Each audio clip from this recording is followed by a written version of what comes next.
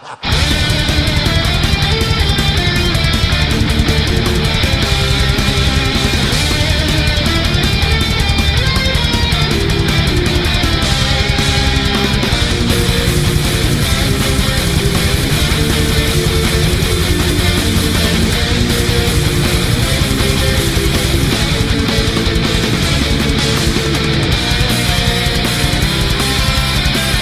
good morning, good evening, good night. This is Grublock.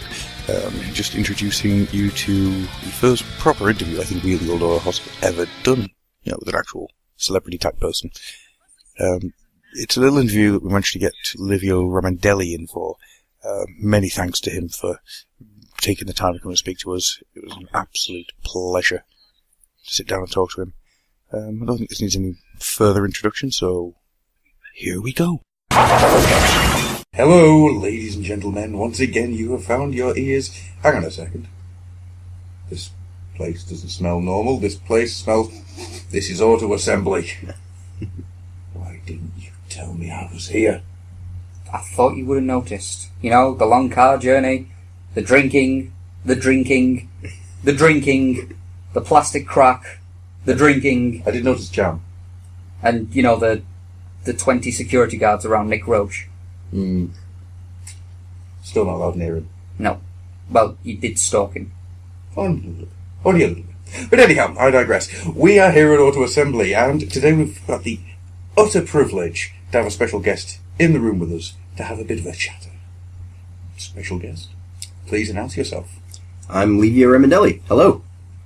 Livio, for the people who might not know who you are, would you like to quickly just broadcast the things that you've done and who you are as a person? Sure. Yeah, I work for IDW Publishing. I'm one of their Transformers artists, so I just finished Transformers Autocracy, and before that I did Chaos, and then just a bunch of random Transformer covers and Infestation covers for them, and upcoming sequel to Autocracy called Monstrosity. So, yeah. Ah, yes.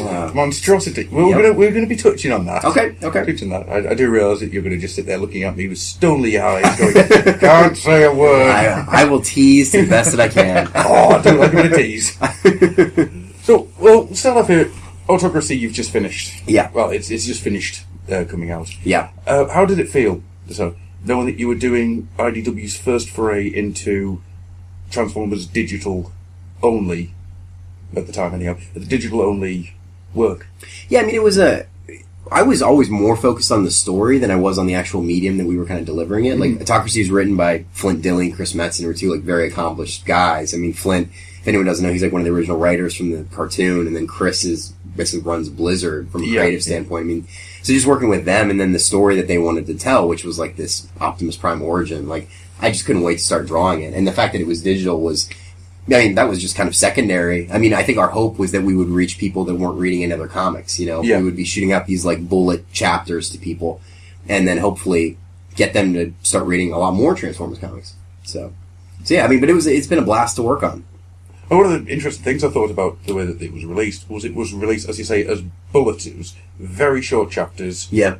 Which I'm hoping in the full trade is just going to take me forever to devour through. But reading it in that sort of timescale, what was the release date? It was every fortnight? Every 2 weeks. Yeah, it was an 8-page chapter every 2 weeks. Yeah. It was a completely different type of reading experience for me. Yeah. And I think that's one of the things that drew me in. It's, this is something different. Oh, good, yeah. And in this day and age, it's quite difficult to do something new and something different. Yeah. So just getting these 8 pages every 2 weeks instead of 30, what are we on now, the average comic? Well, it's about 22 pages of comic, about 17 pages of adverts. Yeah. Yeah. I think one thing that we were happy people said to us was that they didn't feel like those stories were getting shortchanged. They really felt like it was a complete read. Oh, yeah. And we loved that. I mean, we really tried to put a lot in each chapter. And I kind of said before, one thing I really like is that the way Chris and Flint wrote it, every chapter is almost like an Indiana Jones or Star Wars film where they start in the middle of something, where one chapter ends. For the most part, when the next chapter begins, the characters are doing something else, and you're kind of you hit the ground running. And I really liked that a lot. I really felt like the screen time was very valuable. There's not a lot of wasted real estate on those pages. Yeah. I like that as a metaphor there. Using it as a Star Wars film. Yeah. I can see it. Yeah. Yeah. I'm going to use that. Go for it. I hope you haven't trademarked it. No. But you've mentioned that you worked with Chris and Flint on this. Did they come to you first, and were you sitting there jumping up and down in your chair like a 6-year-old happy schoolboy? It was... Yeah. Did it all come together gradually over time? Did you just get a phone call from someone saying, well, we've got Chris and Flint over here. Yeah. Do you want to go and join them in the happy corner? Yeah, it was pretty much like that. I was finishing the series. I did Chaos before that, and I remember I went down to the IDW offices, and Andy Schmidt, who was the then editor of the Transformers line, he was like, well, I have this idea for what you should do next. We're going to do this digital-only comic, and he's like, it's written by Flint and Chris. And I was like, oh my god. I was like, of course. Of course. And then he was like, yeah, it's kind of the Optimus Prime origin. I was like, of course I'll do that, yeah. And I remember being like really worried, because I was like, man, I'm like the young punk on this project. Like, how can I, like, I hope I can like live up to it. But like, Chris and Flint have been very flattering what they've said about like when they found out I was going to draw it, that they really were hoping for like a gritty, dark style, and that they were really excited that, you know, that it was me. And I remember meeting them for the first time. We were just sitting on a panel at BotCon. The first time I ever met them was just on stage right before we talked. And they couldn't have been nicer, right? They were like the nicest guys in the world, very supportive. So, yeah, it was a blast working with both of them. Yeah. So, awesome. Yeah. I can imagine the day that you found out that you had Chris Metzen and Flint Dille being a fever dream of a day. Yeah. It's that really happened. It's really surreal. I mean, Chris I kind of knew by reputation, but Flint I knew not just the cartoon, but all the behind-the-scenes interviews from the animated series, and how engaging of a speaker he is, how funny he is. So, I mean, I was probably more intimidated to meet him, you know, because he was a name I knew for years, you know. But it's really surreal. I mean, I get emails from those guys like almost every day now, and now it's just, you know, they're just friends. And I would never have thought I would say that like a year ago, you know. Just, yeah, so it's been a blast. The other question is, of course, does Chris Metzen look like you imagine him looking? What do you imagine him looking like? A cross between one of his drawings and the front of an 80s metal cover. You know what? I think he's got a metal vibe to him. Mm-hmm. He's got he's definitely got like a charm to him. Like, even if you didn't know what he did for a living, he's one of those, kind of like Flint too, really engaging speaker. You can kind of tell people that, like, okay, this guy is something. You know, I might not know what he is, but just when they talk, you're like, I know this guy has a mind. Yeah. And Chris is definitely like that, you know? He's a man whose career I've followed for many, many years now. Yeah. Right back from the original Warcraft game. Yeah. When he did the sketches for the instruction book. Oh, yeah. And I just loved that stuff. And he adored it. He, by the way, is one of the biggest Transformers fans I've ever met. Like, he absolutely... We were having these story meetings in his office in Blizzard, and it looks like what you'd imagine. Every space is covered in Transformers. I mean, there's framed Warcraft prints too, but I mean, he is a diehard Transformers fan. Like, this was like a total passion project for him. Really? Yeah. Ideas form. So, we'll move past Autocracy. Sure. We'll return to that at some point. Strange way of asking the question, I suppose. I was going to talk about your style of artwork. The way that you do your digital colouring. Uh-huh. Right. How did you develop that? Because it's so unique, and it's so... I don't know how to put it. The word I would use would be not eye-popping, but it draws you in. I can spend quite some time just looking at the details of the colour in a single panel. Oh, cool. And it's one of those things that it really captures my attention. How did you find it? Because it seems like a very unique style. Yeah, I mean, I never really set out to kind of create a new style. I think it was just the way I always kind of felt like I would approach these characters. You know, the original animated film to me, even though it, you know, takes the same models from the cartoon, it really feels very gritty to me. Like that animated movie has so much detail in the backgrounds, and it's really beautiful colors to it, you know, with Carnage going on. And so I think, like, I definitely drew a lot from that, you know. And then also, like I said before, like, Ridley Scott's, like, a hero of mine. So the way he creates worlds and, like, the atmosphere and the smokiness of it, like, I really respond to that stuff. So anytime there's a chance to show, like, an environment or a cityscape of Cybertron, like a dirty alley, I really like doing that, you know. I was going to say, a lot of your panels, when I was reading through it, they look very, very sort of like movie inspired. You know, for sure. Yeah, it's not like you've been, not to sort of say there's anything wrong with this, but you've not been brought up with like the How to Draw Comics the Marvel Way. It's not a comic book format. I have read that book. Yeah, I mean, I have read that book since I was a kid. But yeah, no, definitely. I mean, when I'm like laying out a page, I already know what time of day it is, what the lighting is. Like at this point, I couldn't imagine drawing something and handing it off to someone to color. Yeah, because for me, it's so tied together, you know. And one of my favorite parts of the job is really just the lighting of it, you know. And I'm always trying to come up with new ways to light them. I mean, one thing I've said that's hard about Transformers is that like a blue robot next to a red robot on a blue planet, it looks like Skittles have been thrown on the page sometimes. Like, you're always fighting that, you know? So I'm always trying to find ways to hopefully make the colors kind of key, and it's definitely an ongoing process. So what you're saying to me there is you don't want to ever do anything with the Generation 2 characters. They're all just neon. Exactly, I mean, I think my heart just broke a little bit. I'm sorry. We'll put them in one room where the light just evens them out. Yay! Yeah. I'm not blind. Yeah. Yeah.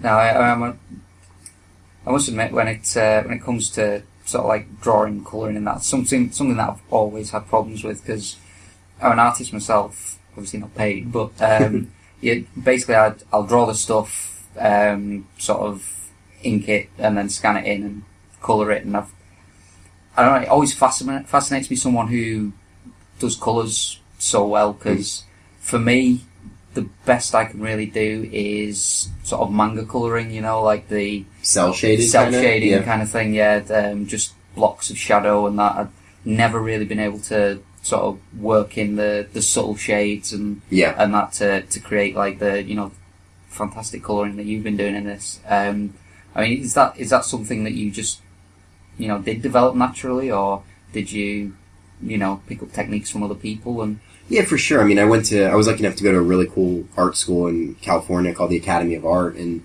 our teachers were really great because they actually, like, during the day, one of my favorite teachers, he worked at Pixar, and then at night he would teach us. Yeah, cool. So it was like, I mean, so he was like, in the day, he was like, this is what we worked on WALL-E today, and then that night, he would tell us. So, I mean, that really, I learned a lot, you know? Yeah. Like, and that's my advice to anyone who wants to go to art school, is, like, find out what the teachers are doing right now. Like, are they just faculty, or are they actually, like, doing stuff? And yeah, like what you were saying with cell shading, I mean, like, I can't cell shade color that way. Like my sensibilities, like, I don't know how to simplify my style enough. And some people are amazing at it, you know? So I think you just kind of naturally, you sort of find where your sensibilities lie. Yeah. Like, for me, a sort of painted, textured, like, gritty style felt more natural than a super clean line. Like, even my line art is not that clean, you know? There's some people that really throw beautiful, like, inked lines, and I can't do that. So, yeah. It's something I find quite interesting there. You've mentioned that one of the was a teacher at the university working at WALL-E. You mentioned Blade Runner earlier on. Yeah. You said that you've been more drawn to cinematic releases as a influence than comic releases. Probably. I mean, I was a lifelong comic fan. I mean, I grew up reading tons of Jim Lee, Spider-Man, X-Men, Batman. But I think, like, as I got older, and what I went to school for was actual concept art. So I was trained to do kind of environmental design and stuff. And that's why the comic book Transformers stuff looks the way it does. It's meant to be kind of like concept art, you know? Yeah. And, I mean, I still love comics for sure, but I think now the idea of just being a penciler, I don't think I would be able to do that. I think those are just not my strengths, you know? Like, I really like putting in the full environment and the lighting and everything. So yeah, I would say at this point I probably do take more from movies. Yeah. So it's rather than just drawing the character and the progression of the scene, you just get more out of, you know, developing the entire sort of scene as a whole. Yeah, for sure. And then I think it's really fun to go to new locations, because that's an opportunity for new lighting, you know? So it's almost like you get to set design in comics, you know? And I think if you're a penciler, you're drawing in a black and white world and hoping the colorist can continue what you're doing. Whereas me, it's like, oh, cool, they're going somewhere else here, so this is going to be a brand new... Like in Autocracy, we had this bar scene where Megatron Prime sit down, and I was like, okay, this is going to be an all-red bar, because it's going to look really different from anything else in the series. And that was really fun to play around that way, you know, to kind of know that, okay, this one's going to be red, so the next issue will be blue, that kind of stuff. That was really cool. Yeah? Oh, really cool thing where they were just sort of sat in the bars. It's kind of like that thing where I'm just trying to think of a comparison for it. It's where you get like the the main sort of good guy and bad guy just having that moment. Yeah. Where guns are laid down kind of thing. I mean, the only thing that really springs to mind at the minute, which is something completely different scene-wise, is in Highlander, where you had the Kurgan and the Highlander sat in the church. Neither of them would fight because it was holy ground, but it's just, got that thing between the two characters where they're goading each other to see who's going to break first kind of thing. Yeah. I kind of got that vibe where, Megatron's kind of goading Orion, just kind of saying, you want to come with my side. Exactly. It's kind of that thing of, you're either going to join me or you're going to start something. Yeah. A couple people tweeted to me that they reminded them of Heat, like that scene with Al Pacino and De Niro, and that's definitely, yeah. I mean, I think it's always cool to have a conversation, too, because it's bubbling beneath the surface of those two, I am amazed at this point that you managed to drag Highlander into this podcast again. Again? Yes.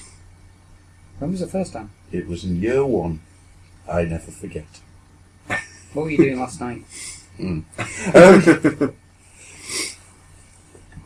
go on a completely different track. Sure. You've got a chance, a choice, a opportunity, if you will, to pitch your perfect project. What would that be? Transformers or anything in general? Anything at all. Anything at all? I mean, I'll give another answer, but the first thing I would say is Autocracy is pretty close for me to a dream Transformers story. Like, the idea of, origin of Optimus Prime, pretty self-contained. I think you could give that book to most anyone and they'd be able to read it, But in terms of other stuff I would love to do, I would love to do a very gritty Star Wars story, like a clone trooper, Vietnam kind of thing, just a super rainy, dirty planet, that kind of stuff. And I think everyone has, their Batman story that they would love to do, Yep. I think so I would say, aside from Transformers, Star Wars and Batman would be the next two. Well, as a crossover. Of course, yeah. It'd be great just to see Batman taking a stormtrooper as Megatron watches in the background. That's true, yeah. So that image just won't leave my head now. What's that? You said there, Autocracy is pretty much the dream job. Yeah. That you've already done. What is it about it that makes you say that? Is it the fact it's the pre-Earth, pre-everything thing, or is it the way that the story builds? Or what is the thing that makes you look back on that and just go, yes? Yeah, I mean, it's a variety. I've always loved, I remember first reading that outline from Chris and Flint, I've always loved their idea of Optimus Prime, and it was kind of taking off what James Roberts did in Chaos Theory, the idea of Orion Pax starting as this kind of jaded, but a guy who still believed in the system, but he was serving people he no longer really trusted, and he believed in these ideals, but not so much the specific government. And just the idea of him going from that to being like Optimus Prime at the end of that story was just a really powerful thing. I remember Flint had this idea that we were really worried with the first issue when Orion Pax essentially takes Swindle out in the street and just starts beating the crap out of him, that fans would think that was very out of character for Prime, and we were all saying, well, just trust us, there's a reason he's doing that, the arc will pay off. And Flint had this great quote where he said, this is a story about a world that needs Optimus Prime, and I think that's and that's really how I feel about the story. And then I thought the way they wrote Megatron and also Zeta Prime, I thought there was some really interesting conflict, that you kind of just got this building tension that these three were going to come head to head. You weren't really sure who was going to be fighting who, but it was all going to come together. And I think by the end, the story is not really clear until maybe Autocracy 8 or 9, what it's really about. Because up until that point, you have Orion questioning a lot of things, and you don't know how much he's going to join with Megatron. But then by 8 and 9, where he actually, he gets betrayed, and, spoiler alert, finds the Matrix of Leadership, then you have a much better idea what it's about. It's funny that you mentioned the Matrix, because this is one thing that I desperately want to get inside your mind about. Sure. Whose idea was it to have that very sparse panel for Prime and the Matrix? Oh, just all white? Yeah. That was my idea. Because that is one of the most powerful bits of thank artwork you. I have ever seen. Thank you. It jumps at you, and you know what's happening. There doesn't need to be any speech bubbles on that page. Thank you. It's something I would quite like to have framed at some point. Oh, thank you. Yeah. But that means I have to chop the page out of a comic I've spent money on. Oh, no. Yeah, I mean, we really, with that moment, if there's ever something I've drawn that was like hallowed ground, it's that moment. That's like Batman's parents being killed. Prime finding the Matrix is this pivotal thing in this character's life. And for that scene, I wanted just a completely pure room, solid white, you know, and essentially, with how badly he's wounded, too, you know, it looks like he's going to die at any moment. So there's this kind of heavenly aspect to it also, you know. But yeah, I mean, that whole chapter was just a blast. And I remember really appreciating the way that Chris and Flint wrote the descriptions for what they wanted to see, especially at the end where when he's been reformatted and he kneels down like he's been knighted and then he rises up. Like, I loved getting to draw that. I thought that was very powerful stuff for me. So hopefully it comes through on the page. But, Oh, very much so. Okay, good. There is one thing I would like to ask is... no, he won't. I'm sorry. You can't get people to make you jam sandwiches all the time. Just one sandwich. Okay. No, the thing for me, which I've not read the previous stuff, but when I came to this, it was a little bit of a shock to the system, considering that every other sort of Transformers comic has pretty much given the same backstory for Prime. He was pretty much a desk jockey, sort of file clerk, and became this great leader. Having him be such a different kind of character, like a soldier beforehand. You know, did you know, was there any worries about it, or was it just the fact that you, having seen the full story, you were just that confident in the payoff? Well, for one thing, Chris and I both love War Within, the Simon Furman one, where he does start as, you know, kind of a desk jockey. I mean, we think that's a great idea, too. The idea that he's like this super, like, just a guy behind a desk who becomes Optimus Prime is also a great idea. And I think even that kind of ties into what James did in Chaos Theory, where he is a cop behind a desk, really. And then in Autocracy, it takes place a little bit later, so he's kind of like a jaded, like, SWAT commander, you know? So I think we didn't really worry that we were... I mean, we felt like that was within kind of the existing... Nothing really... I don't feel like we're contradicting the idea of him being, like, behind a desk. This is just what he's doing a little bit later than that, you know? But as I say, it was a bit of a shock to the system seeing it, but the payoff was so good. Oh, cool, I mean, you know, I remember... I remember reading that first issue and seeing him, you know, do the beat down that you were talking about, and it was like, I was just kind of like, oh god, it's movie Prime.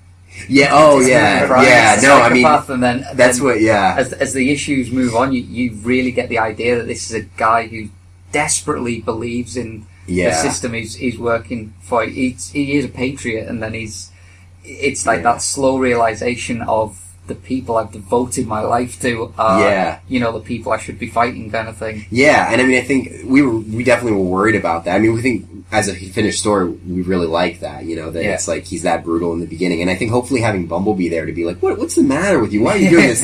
Bumblebee's kind of cueing the reader into like, okay, we know he's going nuts here. Like, you know, we're not just making him go crazy for no reason.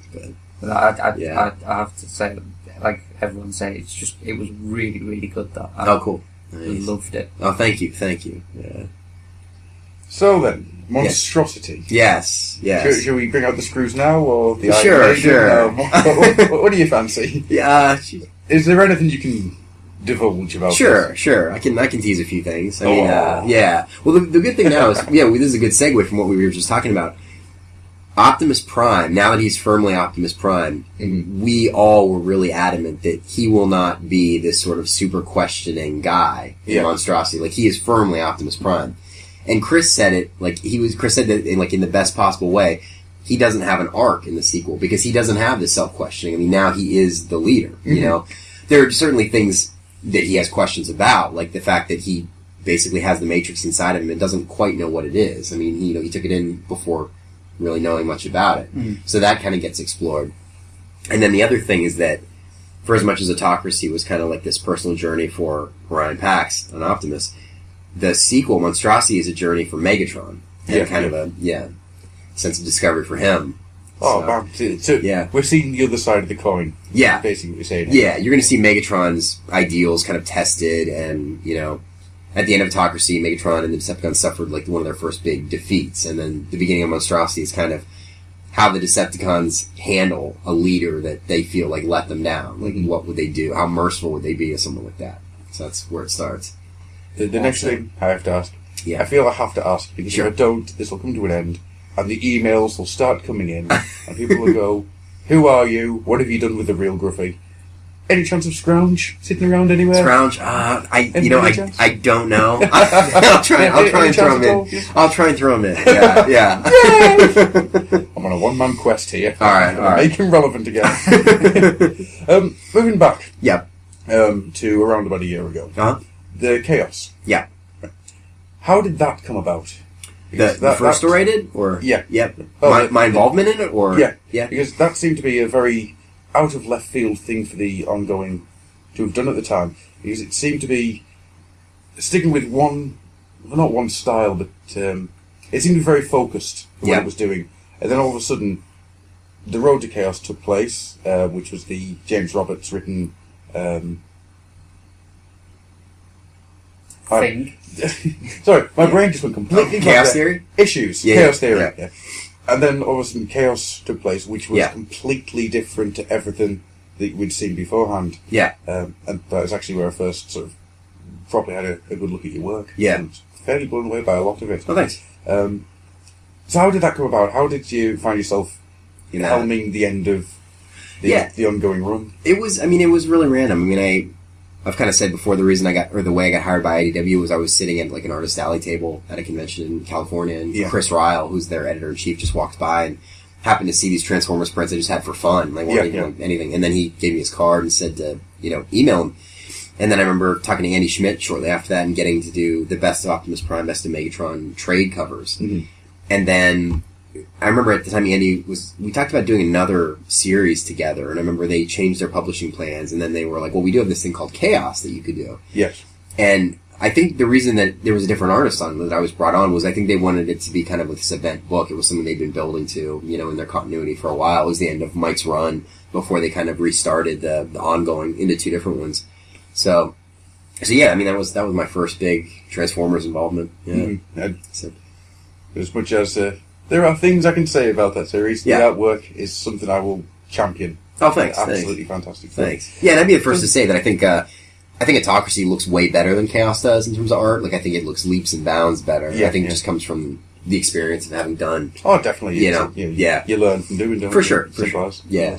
Well, we don't want to keep you here all night. That's fun, though. As much as Rob's over there with some kind of chest type thing chained. You worry me, son. You worry me. Is there anything else that... I apologise. My brain is just not working tonight. No, I think it's gone to sleep. Do you need a slap around the head? I need energy drinks. I need energy drinks and coffee. Yeah. In the same cup. Is there anything Transformers related that you would like to do? Anything that you've got that's been burning away in the back of your head? Oh, anything comic-wise or just in general? Yeah, just in general. In general. I mean, I think everyone has the dream of like working on one of the films. To see something you designed in a live-action context. That would be really cool. Other than that, I mean, I'm really having a good time on the comics right now. Yeah, pretty content. Yeah. So yeah, that's all you can ask for. Yeah, exactly. Yeah. Content in your job. Yeah, it's good. It's good. Yeah. My jealousy knows no bounds. One thing I would like to ask, should have asked before, just slipped my mind. Sure. When you were drawing Autocracy, was the actual characters sort of pre-designed, or were you given a lot of leeway of how you drew sort of pre-war characters? Well, yeah, we try. I mean, robot design consistency has always been a giant issue for a lot of reasons. I mean, it is really hard to keep the characters looking the same. I mean, for a lot of reasons. I mean, one simple reason is if you're basing, for example, like on Chaos, like because that was the end of this ongoing run, I based all the designs on what Don Figueroa had done because he was the main artist.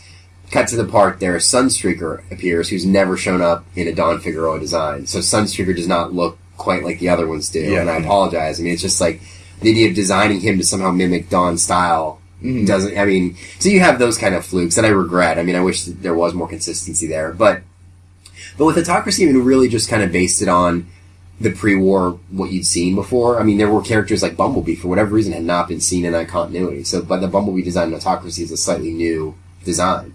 But like certainly Orion Pax and Megatron have been seen in that time period, and then there's characters come out of nowhere like Skylinks, who's rarely been seen in IDW, and I did a little dance like you wouldn't believe. Oh, thank you, Skylinks. That was we were blown away by the reaction when he shows up. I mean, we did not expect, but we've heard a lot of people enjoyed that moment. But yeah. Skylings. Yeah. You never see Skylings. Yeah. And I thought Chris and Flint's idea that he would be this kind of combat helicopter escape vehicle, I think is a really cool idea. The only thing I want to see from Skylings now is him drinking in McAdams. Yeah, that would be good. Just to see how it would work. Mostly. It's just the general the logistics of it. Yeah, exactly. Yeah. I think the best idea would be a hatch. He's actually stood outside. It just drops the head. Yeah. Akin to the scene from Jurassic Park with the goat. Yeah. I can see that. So, Auto Assembly. Yes. How have you found it? It's been a blast. Yeah, it's my first time being here. You know, the convention just has a really great reputation. You know, every creator I've talked to who's been here loves it and really recommends it. I mean, the people who run it, the people that go to it are all so friendly and warm. You know, like the minute I got here, you know, there's people I just knew through Twitter, and then you instantly feel like you're best friends with them. You know, and like, it's been a blast. Yeah, I know that feeling quite well. Hang on a second, you're taller than I imagined. Oh dear. Yeah.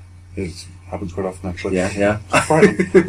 I think the power of this convention is a lot of conventions that you can go to. The convention makes the convention. Yeah. You come here, and it's the people that make the convention. Yeah. Well said. There is a social aspect to Auto Assembly that I don't think you can find in many places. Yeah. I've never been to one before that's been like this series of conventions. Yeah, I've never been to one that had this level of just kind of like, when the convention ends, everyone goes to the bar together. You know, it's not like everyone just retreats into the city or to their hotel room. Like, it's a real community. The convention is almost secondary to just the idea of seeing everyone, you know, but in the best possible way. Yeah. The highlight every year for me at this point is every year I'm given a note and I have to go to Simon Furman and just pass a message over to him from my local comic shop. Yeah. This year it has 47 swear words in it. I haven't been able to do it. Nice. I cannot go and swear at Simon Furman. It's a terrifying prospect. Yeah. Well, I mean, it's been an absolute pleasure. Well, thank you. And we don't want to keep you away from the bar all night. Oh, thank you. Very generous. There are other people downstairs who probably want to buy you a drink. and if not, just a couple of nudges to the face and they'll get you one. But thank you very much for your time tonight. Thank you, guys. That was a lot of fun. Yeah. You may have noticed, dear listener, that it's been more subdued. We didn't want to scare him on his first time. Next time will be worse. If you ever come back, we will probably be more like we usually are. Oh, sure. Tricycles going up and down, and nice kites and small bears. Yeah. It's usually the case. So I'll come back anytime. That was great. Fantastic. Yeah. But before we go, I do think that we have to say, Tricky! Yeah. Got any questions there, lad? Only one geeky one. Sure. Optics. Yes. The eyes on this really popped. Thanks. Absolutely beautiful. Thank you. We were discussing this earlier. We kind of, I don't know this canon along, we kind of believe that it's the spark coming out and it's affected by emotion and things like that. Uh-huh. Is that how you see it, or is it just ambient lighting reflecting? Or? I do see it a little bit like what's inside the character, and I can tell you a perfect example actually in Autocracy is Zeta Prime. Yeah. And his eyes. Every other Autobot has solid eyes. Zeta Prime's eyes are fractured. They're like stars inside. And that's to suggest that there's something off about him at this point. Like whether it's an actual mechanical malfunction or it's, you know, his soul. There's something off. But that was very intentionally done, you know. So yeah, I agree with you. It's a beautiful piece of work. Thank you. I don't really... I'm more story driven than art driven. Uh-huh. So when something catches my eye, it's like, whoa, okay. Oh, So it doesn't happen often. And this, it did week after week. Oh, thank you very much. But would you remind me of one thing I was meaning to ask you before? Sure. I know we said we were going to let you go, but unfortunately this is the case. We have it's fun. We have a tendency of rambling and we go off topic. There'll be conversations that you won't forget Yeah, go very for it. soon. Zeta Prime. Yes. Where did the concept for Zeta Prime come from? Because he is a very different... The visual? Yeah, he's a very different design Yeah. to what you normally would expect from a...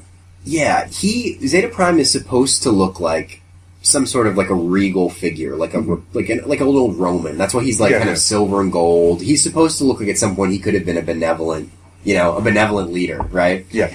And then he's also supposed to look like a little bit of a kind of sadistic version of Optimus Prime, where he has the faceplate, he has the ears, you know.